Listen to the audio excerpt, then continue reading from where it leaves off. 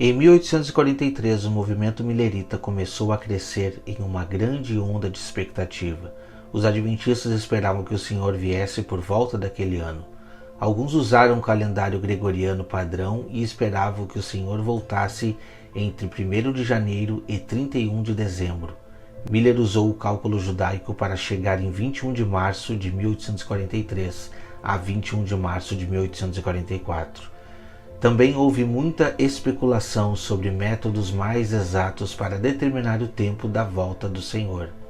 Descobriu-se que os judeus tinham 2 métodos opostos de calcular o tempo.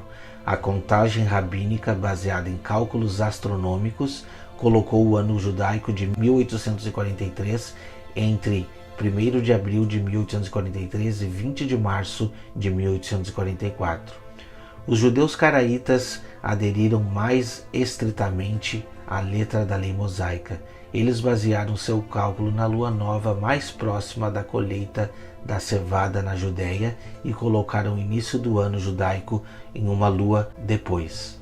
Ao longo de 1843, os adventistas especularam sobre várias datas específicas e a data de 10 ou 15 de fevereiro de 1843 foi estabelecida por previsões precárias baseadas no cumprimento dos 1335 dias de Daniel 12.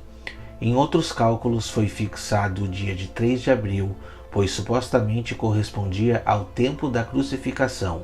O dia 14 de abril foi considerado com bastante confiança como a data por muitos, e à medida que cada data passava, os milleritas encontravam outro dia provável.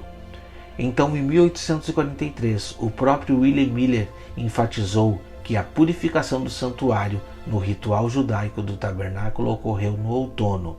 Ele destacou que o sumo sacerdote fazia expiação no Santo dos Santos e depois saía para abençoar o povo que esperava no 7º mês do ano judaico. E ele especulou que se a Páscoa e o Pentecoste fossem cumpridos até o mesmo dia na morte de Cristo e no envio do Espírito da Igreja, Cristo deveria sair do Santo dos Santos no outono.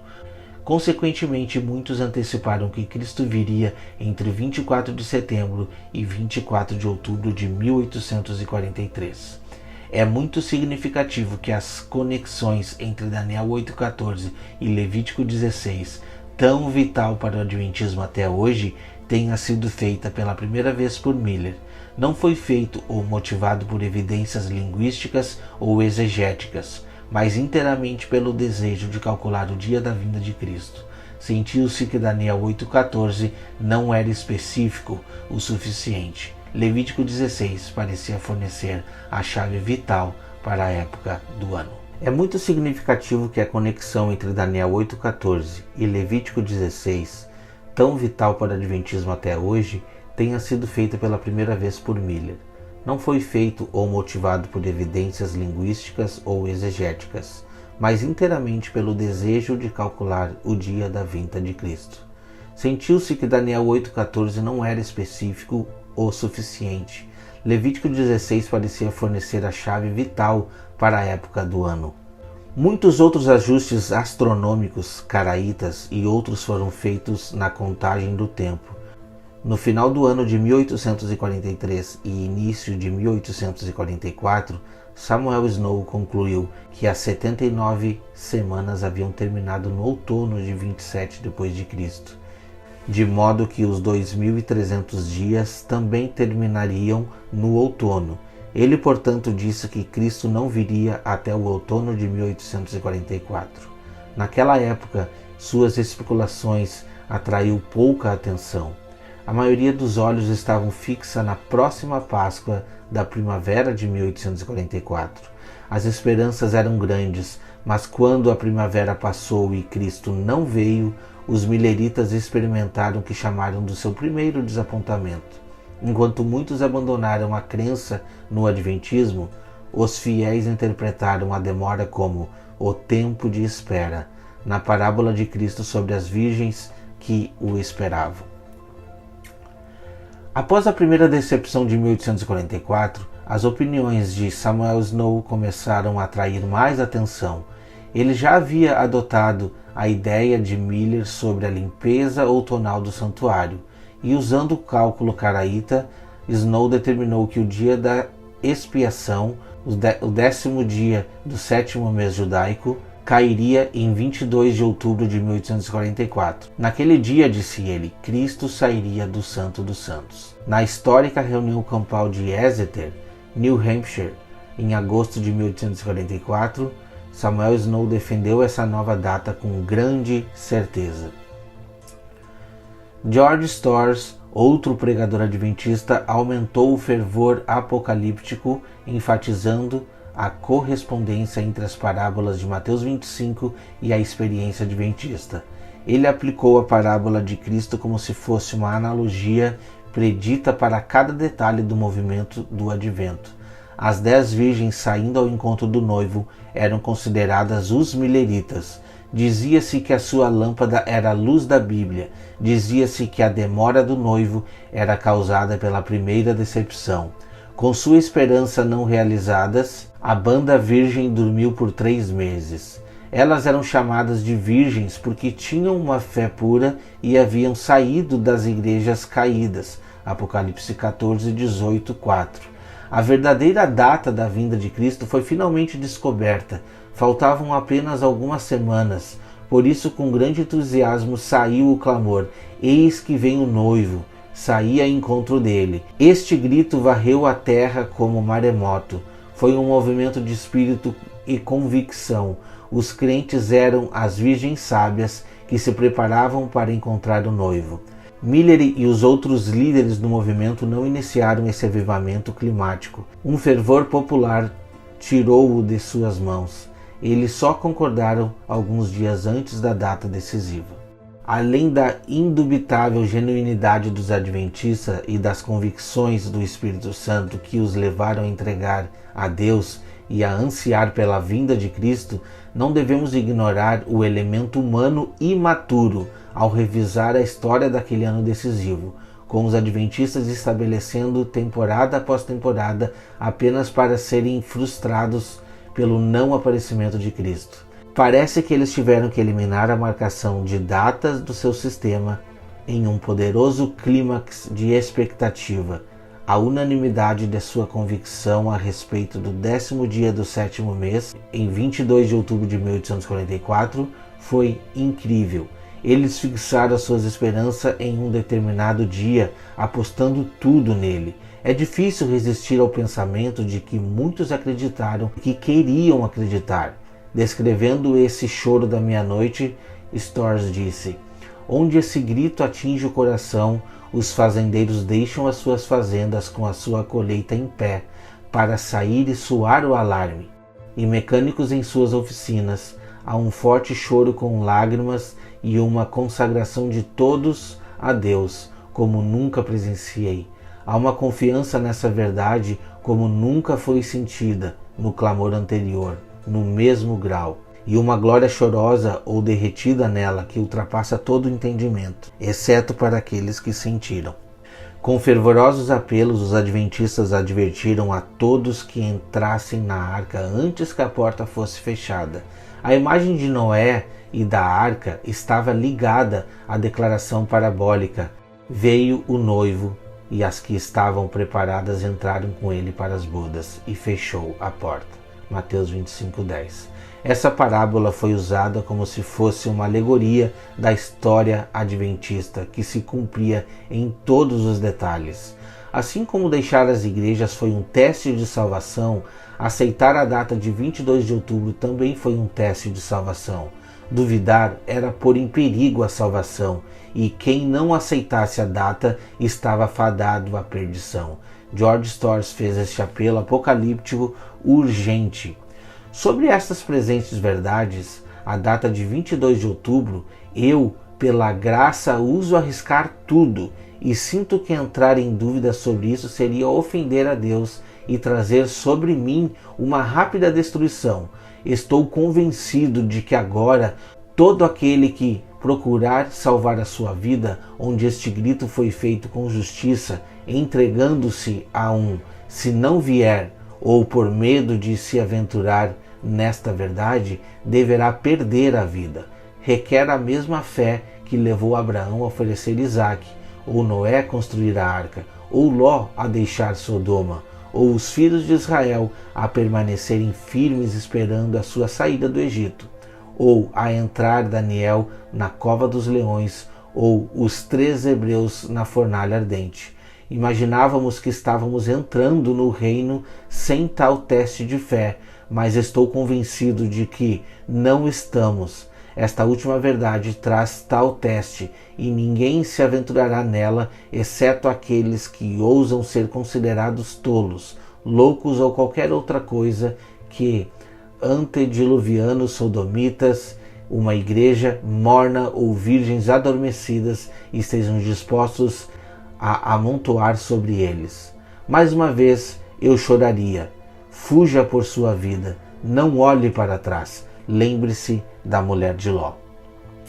Então, em 10 de outubro, Storrs expressou o sentimento dos adventistas quando clamou: corte suas cordas. Agora, irmãos, deixe os seus barcos flutuarem fora da vista. Sim, apresse-se antes que o sinal do Filho do Homem apareça. Então será tarde demais. Aventure-se agora. Arrisque tudo. Ó, meu coração sofre por você enquanto vejo que você hesita. Ó, apresse-se, eu imploro. Não solte todos os barcos pelos quais você agora está planejando escapar para a terra, se não vier. Esse "se" vai arruiná-lo. Sinto que seria um pecado duvidar ou ceder a um "se" por um momento. Estou proibido pelo Espírito de Deus de fazê-lo. Não posso cometer essa grande maldade e pecar contra Deus. Não me atrevo a fazê-lo. A Deus e a palavra de sua graça, e eu os recomendo. A Deus, até nos encontrarmos no reino de Deus. Quando alguém capta o espírito dos primeiros adventistas, fica óbvio por que seu desapontamento foi tão grande e amargo. Milhares choraram até não terem mais forças para chorar.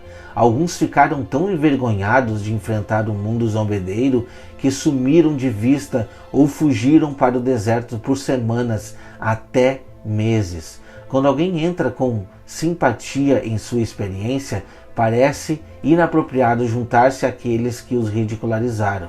Ouçam Hiram Edson descrever os sentimentos de seu coração.